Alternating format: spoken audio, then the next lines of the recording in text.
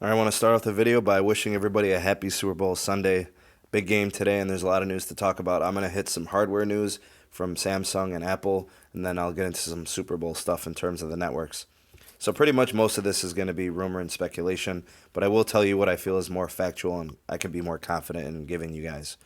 So, for starters, the Samsung Galaxy S9 and S9 Plus are expected to be more expensive. So, we're expecting anywhere between $100 to $150 increase in these two models. I believe that last year's model, the S8, was $750. The S9 is probably expected to be about $850, which means that the S9 Plus might be at about $950. We're already seeing these rumors in the UK where they're expecting to pay over $1,100, $1,200 for these devices.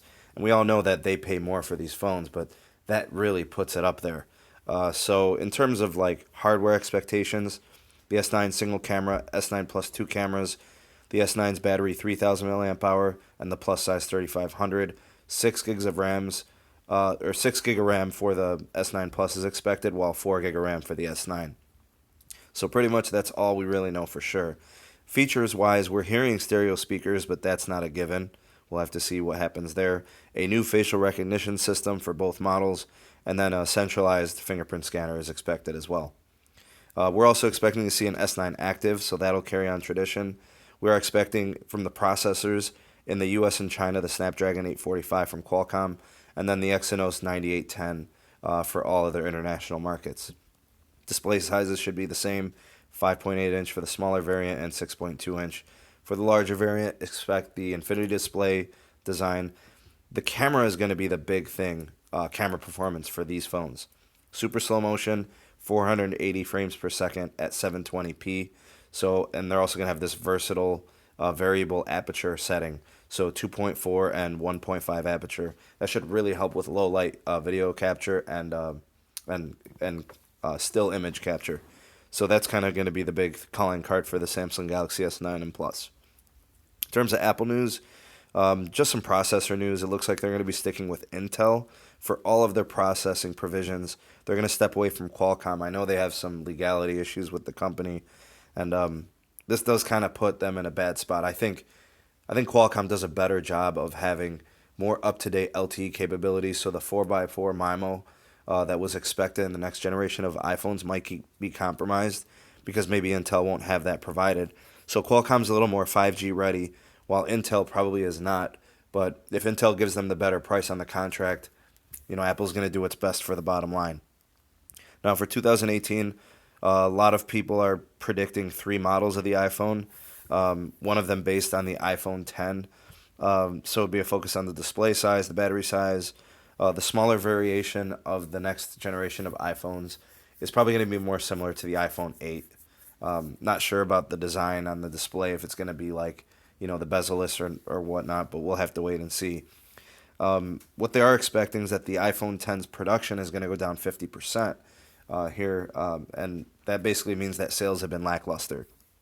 So should that continue, we may see a lot of the rumored phones we were expecting, like the iPhone SE2. A lot of those things might be getting scrapped. I've been hearing less and less about them. So it might be that Apple's just bowing out of these projects and kind of sticking to their bread and butter and not worrying about the new models. So we'll have to wait and see, but I'll keep you guys posted. But things haven't been good for the iPhone 10 financially, and production is down big time. So that's it for the hardware news, really. In terms of the Super Bowl stuff, I'll make this one quick. A couple things to cover. Number one, expect ads and commercials from Verizon, T-Mobile, and Sprint.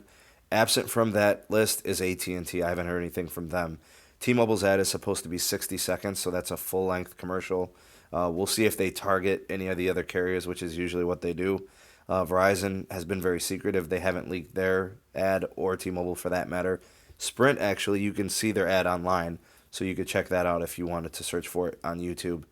The second thing I want to talk about is the small cell support for the Super Bowl.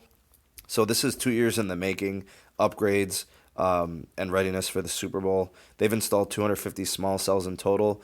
It's estimated to give networks a 500% operating capacity increase, which is really good. So people want to use Facebook Live and people want to use Snapchat, that stuff. Those video apps need a lot of bandwidth. So they've attached all these small cells to light poles some bus warming stations. They put them everywhere. And these are permanent, they're not temporary. So expect them to stay and support the networks, you know, in the near future as well. So they've also kind of like served a dual purpose. You're going to find a lot of security cameras for the security teams as well on those same locations where the small cells are. So as of right now, you've got 125,000 people visiting for the Super Bowl in the Twin City area. You know, this support is needed. I'm also hearing that people in Madison, Wisconsin have also seen improvements in their networks. So, you know, I'll have to hear back from some of you out there. Hopefully, you know, if you've gone to the Super Bowl or you have people there, you know, friends, family, you know, let them, you know, give you some feedback to see what it was. I know we'll get some feedback online. I'll keep you guys posted here on the channel once the Super Bowl wraps up and we get some feedback from people out there. So I just want to wish you guys a happy Super Bowl Sunday. Enjoy the game. I hope your favorite team wins. And again, thank you guys for watching the video. And we'll see you on the next one. Peace.